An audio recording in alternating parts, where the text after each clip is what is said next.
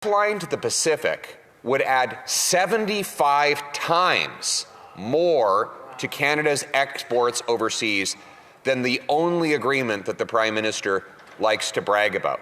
So there is literally not a single trade deal you could sign, not a single government project you could fund that would come anywhere close to opening up the $30 billion of overseas non-U.S. exports that this single project would enable.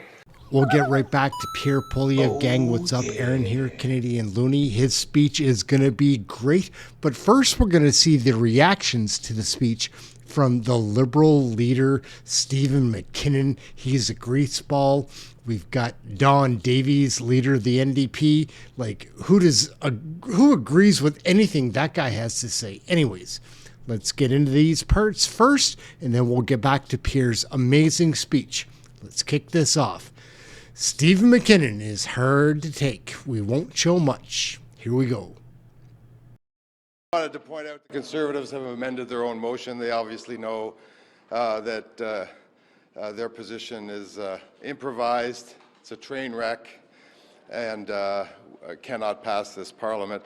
On the other hand, the government has a memorandum of understanding duly negotiated with the province and the Premier of Alberta, and which acknowledges the discussions that must happen with British Columbia, with rights holders, with First Nations. All right, guys, we'll change it up now. This is Don Davies. He always looks so nervous. He's a twitchy little man. Weirdo. Anyhow, he's against anything that would develop our country. Good afternoon, everybody. Bonjour tout le monde. I'm Don Davies, leader of the NDP, and I'm joined by Alexandre Boulerice, our environment critic. And I'm here to talk about the pipeline issue, which of course is being debated in the House today. It's quite clear to the New Democrats that this pipeline is bad for the climate, it's bad for federal-provincial relations, it's bad for Indigenous reconciliation, and it's bad for the British Columbia coast and coastal communities. You know, even the former Liberal Environment Minister has been extremely clear that this pipeline will render Canada's climate goals impossible to reach. There is no business case for a bitumen pipeline at this time, as we all know that the Trans Mountain pipeline is below capacity and still can be expanded by 30%, which has not been done yet. We know that the BC coastal community has over $1.2 billion of local economic activity currently, which is being put at risk by this pipeline. There's a very, very robust fishing industry and ecotourism, and those industries are put at risk. We know that the waters off the coast of northwestern British Columbia are among the most treacherous, not only in Canada, but in the world. They are highly difficult to navigate, and the spill response capacity is virtually non-existent. And yet the memorandum of understanding that was reached between Ottawa and Alberta says no such thing. So I'm going to be calling on the Prime Minister to come clean with Canadians. Is consent required for this pipeline from the affected government and the affected First Nations or not? That must be clarified before a project of this magnitude and of this critical impact goes ahead. Who cares? Hi, everyone.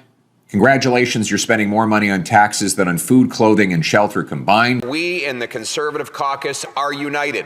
Yeah.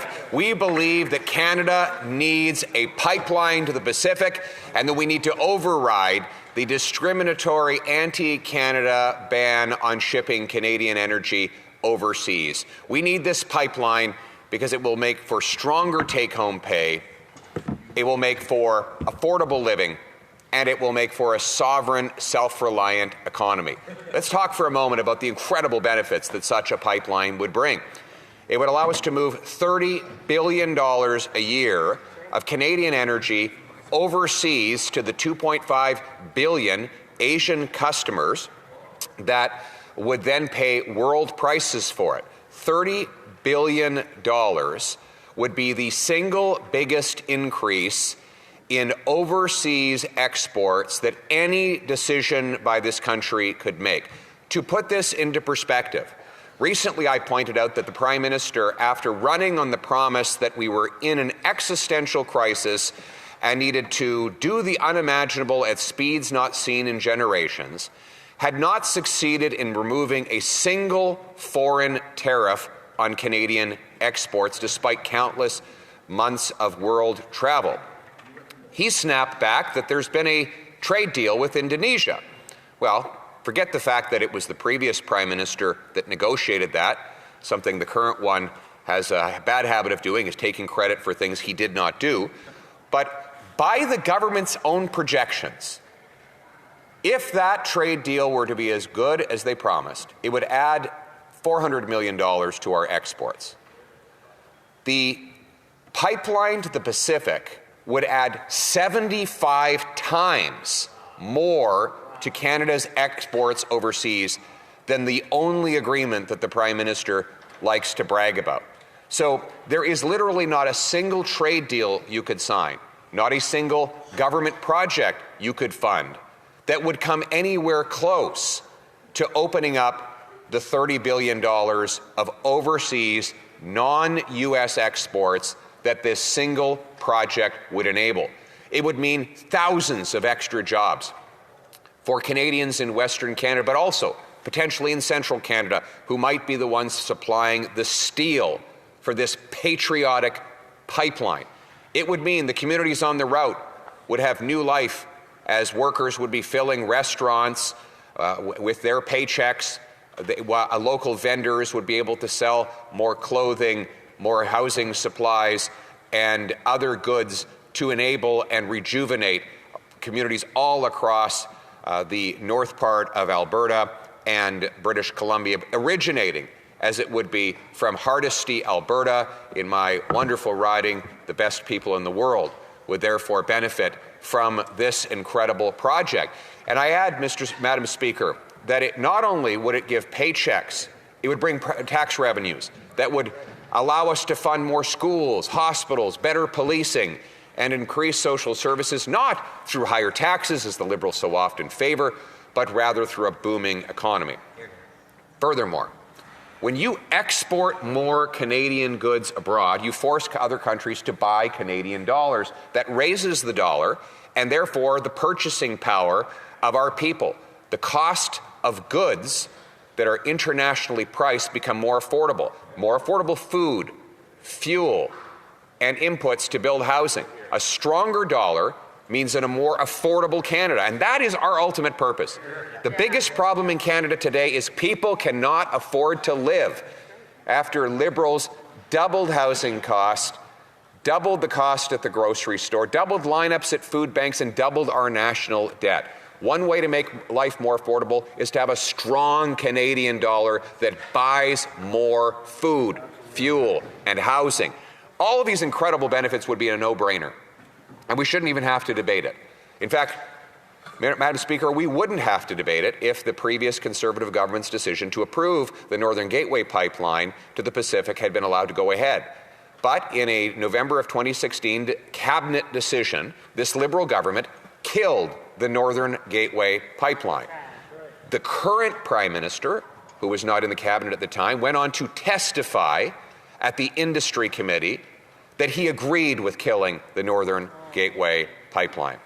The current government continues to have a tanker ban that blocks shipping Canadian oil off the northwest coast of BC while allowing American tankers to move oil between Alaska and the U.S. West Coast. So apparently it's safe when the Americans transport oil through those same waters, but not when Canadians do it. Clearly an act by this government of economic self-harm, of discriminating against Canadians. Now, the Prime Minister suddenly claimed that he'd reversed himself. He signed an MOU. Now, to believe that he is actually committed to the MOU, you have to believe that he now says he was wrong about everything he wrote and that the Liberal government did in the preceding 10 years. That he was wrong about the emissions cap, wrong about the electricity regulations, wrong about shipping oil through a pipeline from Alberta to the Pacific, and wrong about the tanker ban. And he was wrong about all of those things, but you'd have to believe that he has accepted that wrong. So let's give him the benefit of the doubt. Let's give him a chance to come in the House of Commons and vote in favor of what he promised. So Conservatives brought forward a good faith motion just to make sure that Liberals meant what they said, to get them all in the House of Commons to vote on whether they want a pipeline to the Pacific and whether they're prepared to open up our waters to shipping energy overseas. Now, the Liberals went dead quiet.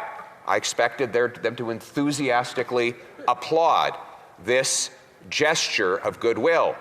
They went dead quiet over the weekend, telling reporters on background they had no idea how they were going to vote on their own MOU proposal for a pipeline and an adjustment to the oil tanker moratorium. I even used wording right out of the Prime Minister's MOU to make it easy for him. But it still wasn't easy enough. As we know with Liberals, they often start by making promises, and then they go to making excuses. So they've now been generating a whole lot of excuses about why they have to vote against the wording in their own MOU. Let's go through some of the excuses.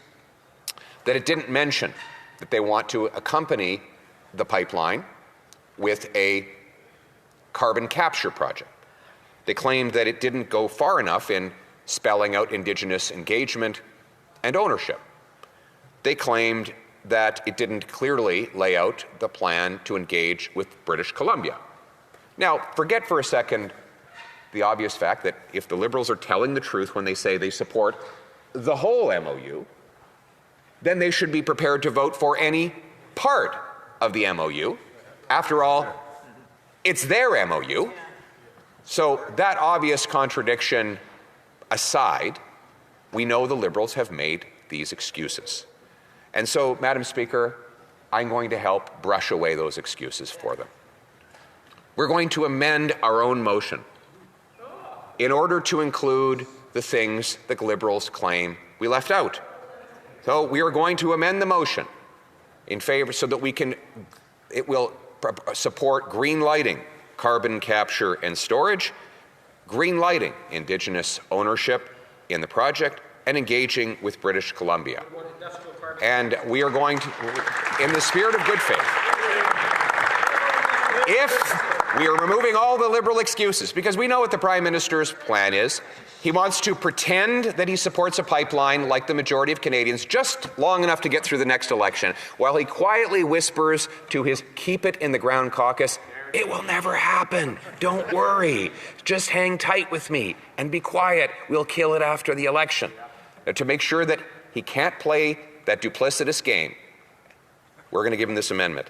And I move the following amendment, Madam Speaker. That the motion be amended by inserting the word including the word, that the motion be amended by inserting after the word including the word I, and by adding after the words Indigenous people the following. 2, green lighting the world's largest carbon capture, utilization and storage CCUS project for the purpose of making Alberta oil among the lowest carbon intensity produced barrels of oil in the world. 3, providing meaningful opportunity for Indigenous rights holders to participate in consultation processes and economic opportunities through Indigenous ownership, partnerships and benefits. 4, engaging with British Columbia immediately in a trilateral discussion on the pipeline project and during the potential development and construction of the bitumen pipeline referred to in the MOU, and to further the economic interests of BC related to their own projects of interest that involve the province of Alberta, including the interties and Canada working with BC, and with Canada working with BC on other projects of national interest in their jurisdiction. Madam Speaker, this amendment is so moved, and it is seconded by the member for Regina Capel. Thank you.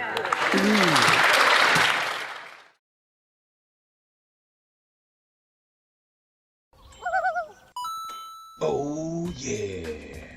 We'll wrap it up right there, gang. Let me know in the comments what you think about Pierre's speech. Do we need a pipeline in Canada? All these things. My name's Aaron, Canadian Looney. Like, share, subscribe, get notified.